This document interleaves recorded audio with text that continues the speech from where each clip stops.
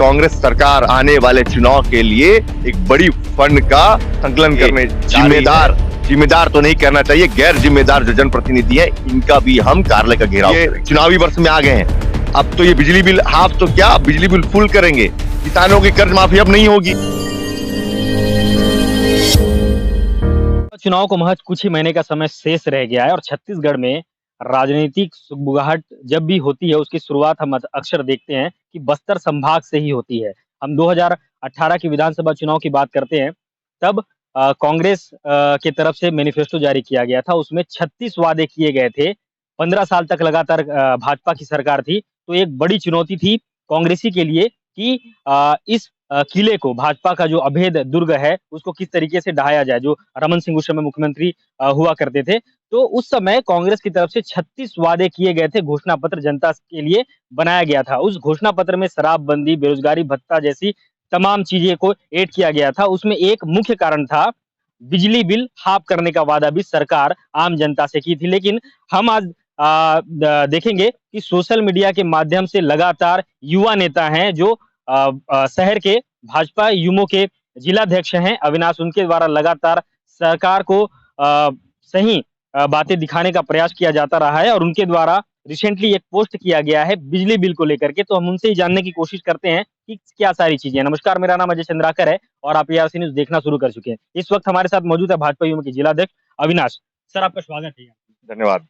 आपकी तरफ से एक पोस्ट किया गया है बिजली बिल को लेकर के, क्या है सारी चीजें?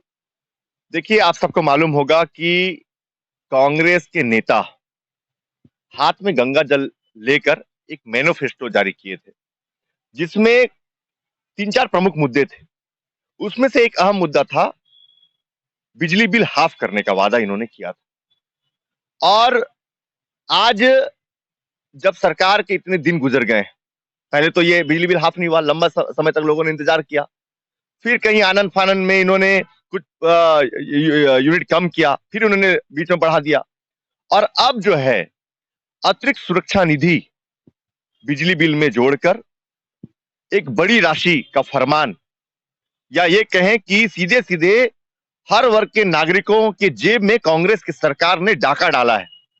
और ये जो बिजली बिल अत्यधिक उसमें आया हुआ है, इससे हर वर्ग के लोग परेशान हैं। मतलब एक जो सब्जी बेचने वाली के बिजली बिल में भी 1700-1800 का बिल आना, ये अपने आप में दर्शाता है कि कांग्रेस सरकार आने वाले चुनाव के लिए एक बड़ी फंड का संकलन करने जा रही है। और जो अभी गुजरात चुनाव है और अन्य राज्यों में चुनाव है, आज जो हम बार बार कहते आए हैं कि जो छत्तीसगढ़ जो राज्य है वो कांग्रेस पार्टी जो है राष्ट्रीय नेतृत्व को छत्तीसगढ़ राज्य ATM के रूप में इसे यूज करती है। और इससे साफ प्रतीत होता है कि इस समय में जिस प्रकार से ये जनता की जेब पर जो डाका डाला गया है, ये साफ तौर पे है कि ये कांग्रेस पार्टी आने वाले चुनाव के लिए अपनी धनराशि संकलन कर रही है। लेकिन सरकार के तरफ से तो समय समय पर बयान भी आते हैं कि बिजली बिल हाफ किया जा रहा है, इससे जनता खुश भी है। ऐसे कई सारे स्टेटमेंट आपने भी देखे, हमने भी देखे।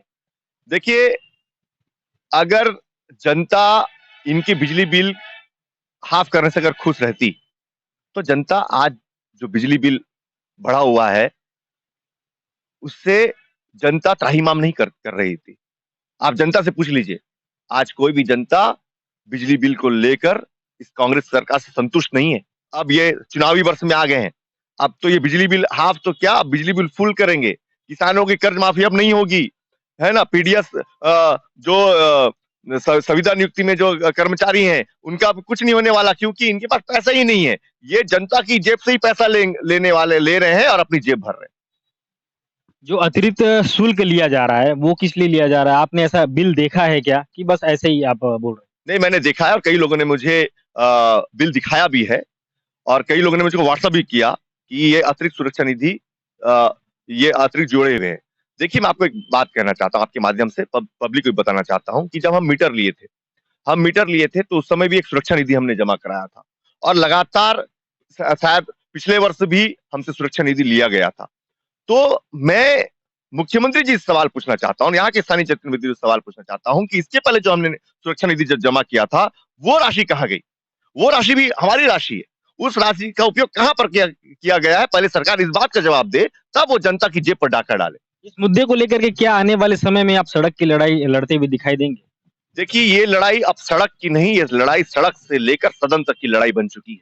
जिस प्रकार से जनता परेशान है, इसको लेकर हम बहुत जल्द एक बड़ा आंदोलन, जन आंदोलन खड़ा करने वाले हैं। और जनता जिस प्रकार से इस मामले में विपक्ष का समर्थन दे रही है जनता, क्योंकि जनहित का विषय है, इसको लेकर हम आने वाले समय में नुक्कड़ सभा करेंगे और सीएसबी कार्यालय का घेराव तक करेंगे। और अगर अगर ये तानाशाही सरकार नहीं मानेगी तो आने वाले समय में जो यहाँ के कांग्रेस के जिम्मेदार जिम्मेदार तो नहीं कहना चाहिए, गैर जिम्मेदार जो जनप्रतिनिधि हैं, इनका भी हम कार्यालय का घेराव करेंगे।